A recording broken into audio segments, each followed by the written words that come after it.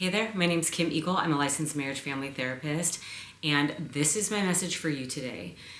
There is such a thing as too much self-reflection.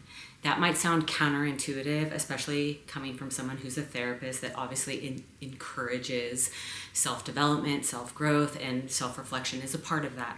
However, even good things, if done out of balance, can become a negative. And especially this is true for those of you who have a tendency to overthink and overly obsess and ruminate.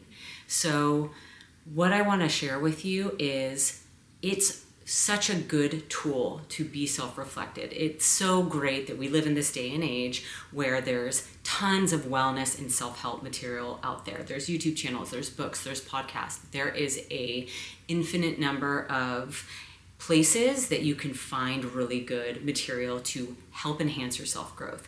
That is true. However, what I see and what can get really dangerous is when you are chronically ingesting self-help. You're chronically reading, you're chronically doing podcasts, you're just really in your head thinking without any action. That's what's key. It's healthy to self-reflect, pause the self-reflection, take the action from the information and the insights that you're gaining from your self-reflective time. So it's a balance of being self-reflective, gaining information that's for you, and then taking action and applying that information to your life with steps and action and living life and engaging with life and engaging in your relationships. What I see that tends to be really unhealthy is when individuals just want to hit the self-help and hit the self-reflection really hard without any action. That actually causes our system to flood, and it really encourages overthinking and rumination, which is just obsessively looping in your thoughts. It's when, I see a lot of clients, and when I see clients that struggle with rumination, they tell me a lot, they don't know how to stop the thoughts. They can't stop thinking about a certain subject matter that is just almost driving them to feel really unbalanced and unwell and full of anxiety. So if you tend to be more of an overthinker and a self-reflective person, which are beautiful traits, do not hear me wrong, even more so, you really have to make sure that you put that tendency of yours to want to really live in here.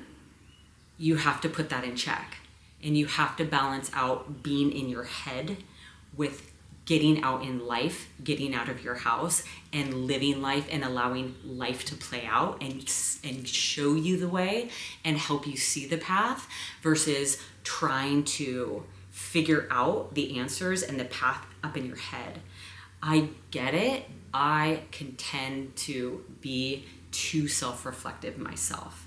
And I know that the most healthiest periods of my life is when I just wanted to keep reading and keep listening and keep, taking in the self-reflection, positive psychology, wellness material.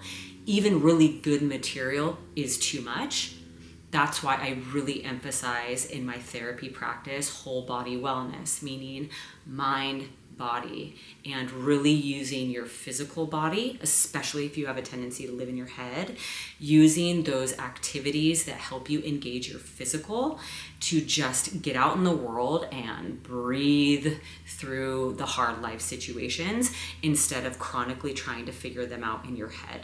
So my whole message here, to say it really simply, is self-reflect and make sure you're following it with action, with getting out in life, engaging in life, and applying the good stuff that you're learning from your self-reflection and applying it to your life, versus just hitting it really hard, self-reflection all day, all night.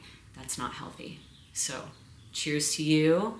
And one more thing, a symptom of when you might know that's a little bit of a red flag when you're too heavy on the self-reflection You're gonna really notice that you're anxious. You're gonna notice that you're really here. You're not present. It's gonna be hard for you to be engaged in social interactions and life, because you have, and you're practicing the muscle to really live in your head. So in being indecisive is a symptom of being too self-reflective, feeling stagnant, not being able to, make good decisions for yourself because you're so flooded with so much information.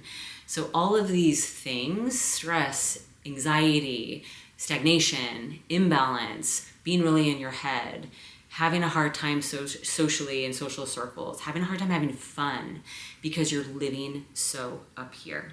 So let's get you balanced, let's self-reflect, and let's make sure we follow it with action. Cheers. Thanks for listening. Thanks for being here. And feel free to send me ideas for topic suggestions, and I will be happy to provide them to you.